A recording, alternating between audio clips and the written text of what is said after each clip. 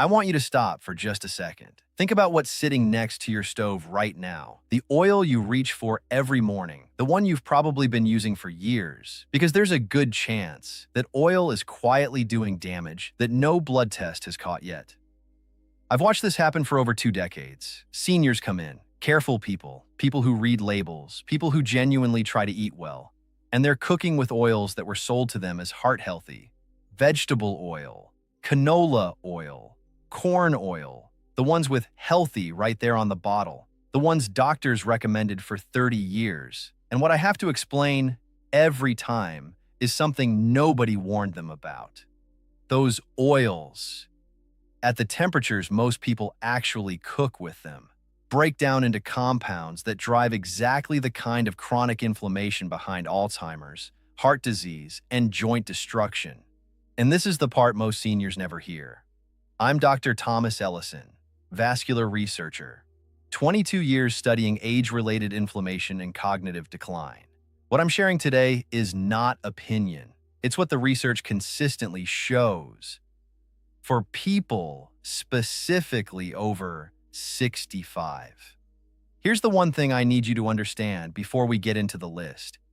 Your brain is about 60% fat, not metaphorically, literally. The physical structure of your brain cells is built from fat. The fat you eat becomes the fat your brain is made of. And when you consistently cook with damaged, oxidized fats, those damaged fats get incorporated into your cell membranes. A cell with a damaged membrane doesn't communicate properly, doesn't absorb nutrients properly. In the brain, doesn't fire the way it should. This isn't dramatic, it's quiet. One meal at a time, over years, until the symptoms have a name. But what the research found next was more concerning than anyone expected. A 2020 study published in the journal Neurology followed adults over 65 for 6 years. The finding that genuinely concerned me when I read it: seniors in the highest quartile of vegetable oil consumption showed cognitive decline 41% faster. 41%. Not from a disease, not from genetics, from what they used to fry their eggs in the morning.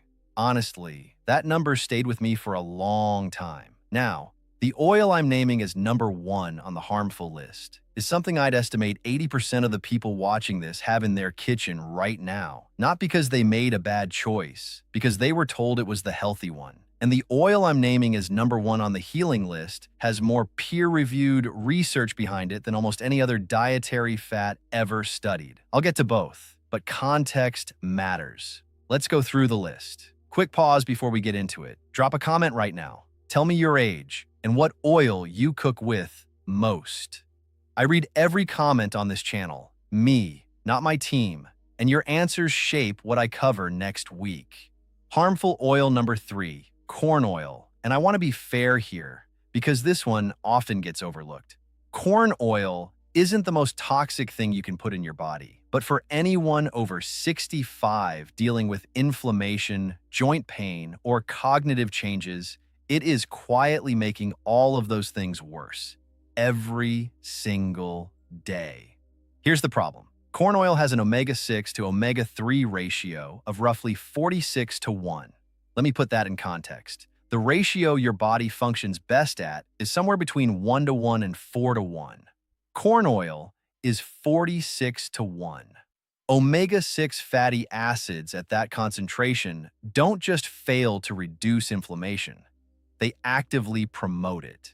They are pro-inflammatory by design. And in a body over 65 that's already producing more inflammatory compounds naturally, adding corn oil is like putting fuel on a fire that's already burning. Chronic inflammation is the underlying driver of arthritis, cardiovascular disease, insulin resistance, and cognitive decline. Most people cooking with corn oil every day have no idea they're feeding that process with every meal. A study published in the British Journal of Nutrition found that adults with the highest omega-6 imbalance showed a 34% higher incidence of metabolic dysfunction compared to those with balanced ratios. 34% from an oil most people assume is neutral. I had a patient, Frank, 71, retired contractor from Phoenix. Knee inflammation so severe he'd been told he needed a second cortisone injection in 3 months. His diet was actually reasonable, but he'd been cooking everything in corn oil for 30 years. We switched him to the oils, I'll show you shortly. No other changes for 6 weeks. At his follow-up, his C-reactive protein had dropped measurably. His knee was noticeably better. He told me the stairs didn't make him wince anymore. Same cooking habit, different oil, meaningfully different outcome. Harmful oil number 2, and this one is going to surprise some people because canola oil has spent decades being marketed as one of the healthiest cooking oils available. Heart healthy, low in saturated fat, approved by major health organizations. And honestly, for a younger adult, the research is genuinely mixed. It's not clearly terrible for everyone. But for a body over 65, there are 2 specific problems that most nutrition advice simply doesn't account for. And this is where things start to get concerning. The first problem, processing. Most canola oil on grocery shelves is produced using hexane, a chemical solvent, to extract the oil from the rapeseed plant. The high heat process required to make it shelf-stable produces trans fats and oxidized lipids, even in oils labeled trans fat-free, because current labeling laws allow less than half a gram per serving to be listed as 0. So, the label says 0, but the oil isn't. The second problem is heat stability. At temperatures routinely reached in home cooking, canola oil begins to oxidize and release aldehydes, toxic compounds linked to neurological damage and cancer. A 2017 University of Illinois study found that sustained canola oil consumption caused significant memory impairment and increased amyloid plaque formation in the brain, the same plaques associated with Alzheimer's disease. I think about Dorothy when I mention this one. 74, retired school librarian from Tucson, sharp woman, crossword puzzles every morning. Her daughter noticed she was repeating herself in conversations, not dramatically, just enough to worry her. Dorothy's diet was genuinely careful, but she'd been cooking with canola oil for years because her previous doctor had recommended it as a safer alternative to butter. We removed the canola oil, replaced it with what I'll show you shortly, nothing else. 6 months later, Dorothy's daughter called my office. She said it was hard to explain exactly, just that her mother felt more present in conversations. I'm not going to overstate what a dietary change can do, but I've seen this pattern enough times that I no longer consider it coincidental. If canola oil is in your kitchen, keep watching. Harmful oil number 1, vegetable oil. And when I say vegetable oil, I want to be specific because vegetable oil on a label almost always means soybean oil, sometimes with corn oil mixed in. The word vegetable is essentially marketing. This is the oil in more American kitchens than any other. It's in restaurant fryers, it's in processed foods, in salad dressings, crackers, bread, and for seniors over 65. It is, in my clinical opinion, and based on the current research, the single most problematic fat in the American diet. And what I'm about to tell you is the part that surprised even me. Soybean oil is approximately 54% linoleic acid, an omega-6 fat. At high concentrations, linoleic acid competes with DHA, the omega-3 that forms the structural backbone of brain cell membranes, for the same metabolic pathways. When linoleic acid wins that competition, DHA gets displaced from brain cell membranes. And a brain cell without adequate DHA is less fluid, less responsive, and less capable of the rapid communication that memory and cognition depend on. A landmark study from UC Riverside found soybean oil caused genetic changes in the hypothalamus, the brain region responsible for metabolism, mood, and stress response. The researchers described the effects as more detrimental to brain health than fructose, more damaging than fructose, from cooking oil. And here's the part that should concern every senior watching this. The effects were not reversed simply by removing the oil from the diet. Some of the gene expression changes persisted, which means the damage accumulates. And the longer you wait to make the switch, the more of that accumulation you're carrying. I'm not telling you this to frighten you. I'm telling you this because the switch is simple. And the 5 oils coming next are not exotic, not expensive, and not hard to find. In fact, one of them is probably already in your grocery store, and it costs about the same as what you're replacing. Right here, between the harmful list and the healing list. If something in the first half of this video changed how you're thinking about what's in your kitchen, hit the like button right now. Not for my numbers, because it tells YouTube to show this video to more seniors who are quietly using these oils every day and have no idea what's happening. Subscribe if you haven't. Every week, evidence-based content for adults over 65. No products, no sponsored recommendations, just the research, the way I explain it to my own patients. Now, the 5 oils that actually protect a brain over 65. Healing oil number 5, avocado oil. And this one earns its place on this list for a reason most people haven't heard: heat stability. The biggest problem with the oils I just described isn't only their fatty acid profile, it's what happens to them when you actually cook with them. Avocado oil has one of the highest smoke points of any natural oil, around 520 degrees Fahrenheit for refined versions. At that temperature, the oil stays stable. It doesn't oxidize. It doesn't release aldehydes. It doesn't break down into the toxic byproducts that damaged oils produce at high heat. For seniors who cook, who sear, roast, stir-fry, avocado oil is one of the safest choices available. Full stop. Beyond heat stability, avocado oil is about 70% oleic acid, the same monounsaturated fat that makes olive oil so protective. Oleic acid reduces LDL oxidation, lowers systemic inflammation, and supports the integrity of cell membranes in a way that polyunsaturated vegetable oils simply don't. A study in the journal Nutrients found adults who regularly consumed avocado oil showed measurable improvements in cholesterol ratios, reduced inflammatory markers, and better insulin sensitivity compared to those using corn or soybean oil. Use it for anything involving medium to high heat, roasting vegetables, searing proteins, stir-frying. That's where it earns its place. Healing oil number 4, flaxseed oil. And this one isn't for cooking. I want to be clear about that up front, because flaxseed oil has a low smoke point and should never be heated.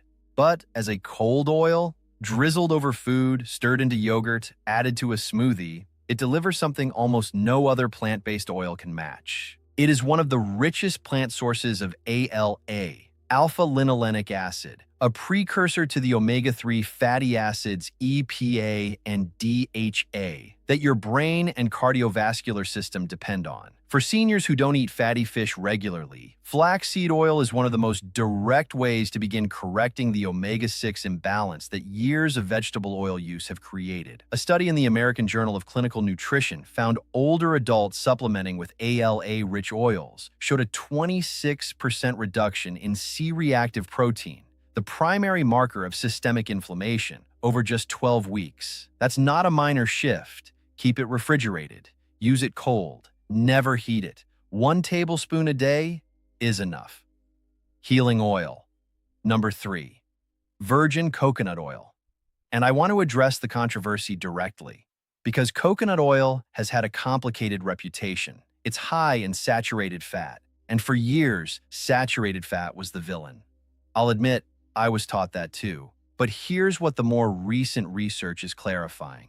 Not all saturated fats behave the same way in the body. The saturated fats in virgin coconut oil are primarily medium-chain triglycerides, MCTs. MCTs are metabolized differently than long-chain saturated fats. They go directly to the liver, where they're converted into ketones, an alternative fuel source for the brain.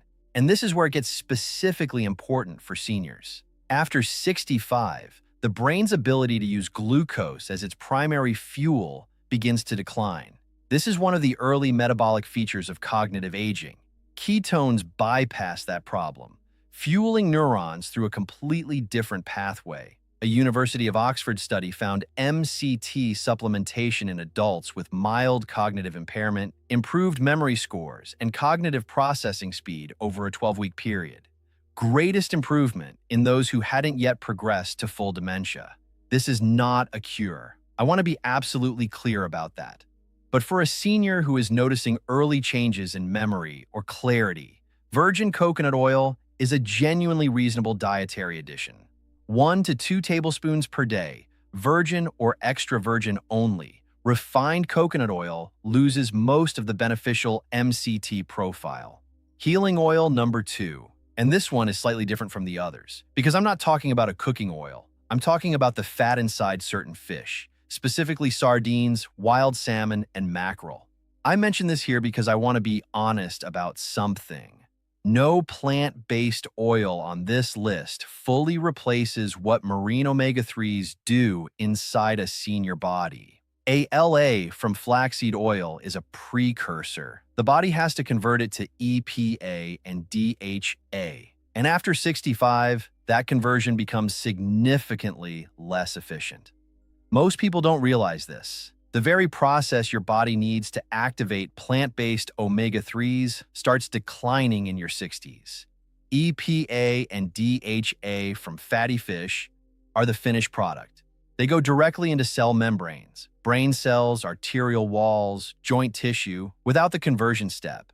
DHA specifically is the primary structural fat in brain gray matter. When DHA levels are adequate, neurons fire more efficiently. Inflammation in the brain is reduced, and the plaques associated with Alzheimer's accumulate more slowly. A study from Tufts University followed adults over 65 for 7 years, tracking DHA levels against cognitive outcomes. Those in the highest quartile of DHA intake showed a 47% lower rate of dementia. 47%. Sardines, wild salmon, mackerel, 2 to 3 servings per week. The fat in those fish is not incidental. It is arguably the most brain-protective compound available in any food. Healing oil number 1, extra virgin olive oil. If you've been watching this channel for a while, you've heard me talk about olive oil before, in the context of muscle preservation and anti-inflammatory nutrition. Today I want to go deeper, because what olive oil does specifically for the aging brain is a story that deserves its own chapter. The compound that sets extra virgin olive oil apart from every other dietary fat on this list is oleocanthal. Oleocanthal is a polyphenol, a natural plant compound, identified in 2005 by researchers at the Monell Chemical Senses Center. They noticed that fresh olive oil produced the same throat sensation as liquid ibuprofen. They investigated, and what they found was remarkable. Oleocanthal inhibits the same inflammatory enzymes that ibuprofen targets. Same mechanism. Natural compound. Without the gastrointestinal damage, kidney strain, and cardiovascular risk that comes with long-term NSAID use. For a senior managing chronic joint pain, sometimes with daily anti-inflammatory medication, that is not a minor distinction, but the brain-specific research is what I find most compelling. A study from the University of Louisiana found that oleocanthal enhanced the brain's ability to clear amyloid beta proteins, the toxic plaques that accumulate in Alzheimer's disease, by increasing the activity of 2 key transport proteins responsible for moving those plaques out of brain tissue. In practical terms, oleocanthal doesn't just reduce inflammation in the brain, it appears to help the brain clean itself. A second landmark study from the University of Athens followed 840 adults over 65 for 3 years. Those consuming at least 4 tablespoons of extra virgin olive oil daily showed a 37% lower incidence of cognitive decline. Not slower decline, lower incidence. And the cardiovascular data is equally strong. The pre-dimed trial, one of the largest dietary intervention studies ever conducted, found adults assigned to a Mediterranean diet supplemented with extra virgin olive oil had a 30% lower risk of major cardiovascular events. 30%. From olive oil. I think about Richard when I talk about this. 81. Retired Air Force pilot from Colorado Springs. Very disciplined man. 35 years of low-fat eating, following the guidelines of his era with the same precision he'd applied to everything in his career. When he came to see me, he hadn't walked more than 2 blocks without stopping in over a year. We introduced 4 tablespoons of high-quality extra virgin olive oil daily. 2 in the morning over his eggs, 2 at lunch over vegetables. No other changes for the first 4 weeks. At 6 weeks, he walked from the parking garage to my office on the 3rd floor. Stairs included, without stopping. At 6 months, he completed a 5-kilometer walk for a veterans charity. He sent me a photograph from the finish line. I still have it. 4 tablespoons daily. That's the evidence-based amount. Use it as your primary fat for low to medium heat cooking. Drizzle it generously over vegetables, fish, eggs, legumes. When you buy it, extra virgin only. Dark glass bottle. Look for a harvest date on the label, not just an expiration date. Polyphenol content, including oleocanthal, degrades significantly with age and light exposure. Fresh olive oil is medicine. Old olive oil in a clear plastic bottle is just fat. Before I close, I want to say something about these 5 oils together, because the most important thing isn't any single one of them. It's the overall fat environment you create when you remove the harmful oils and replace them consistently. Olive oil reduces the inflammation that makes fish oil less effective. Fish oil restores the DHA that depleted brain cell membranes need to function. Coconut oil's MCTs provide alternative brain fuel when glucose metabolism is declining. Flaxseed oil begins correcting the omega imbalance from years of vegetable oil use. Avocado oil gives you a safe, stable option for the high-heat cooking you can't do with the others. They work differently, they protect different systems, and together, used consistently, they create a fat environment in your body that looks genuinely different under a microscope from what most seniors over 65 are running on right now. I want to be honest with you about something. The changes I'm describing are not dramatic in the short term. You won't feel different tomorrow. You might not feel different in 2 weeks. And I think that's actually why most people never make the switch. Because the body doesn't send you a receipt. It doesn't text you and say, the inflammation is down, the plaques are clearing, the cell membranes are rebuilding. It just happens, quietly, the same way the damage did. But this is how chronic disease works. In both directions. It builds slowly, and it can be pushed back the same way. One meal at a time, one oil swap at a time, starting with the next thing you cook. The question I'd ask any patient sitting across from me is simple. What do you want the next 10 years to feel like? Because what's in your pan right now is part of the answer to that question. Every study I referenced today is linked in the description. Read them. Share them with your doctor. Use them to have a better conversation about your own care. If you're not subscribed yet, the button is right below. Every week, the research that actually applies to a body at your age, without selling you anything. And one last thing. Tell me in the comments, what oil are you going to swap first? Just one. The first one. Because that's how it starts. Until next time, eat well. Move every day, and don't stop believing that your best isn't behind you.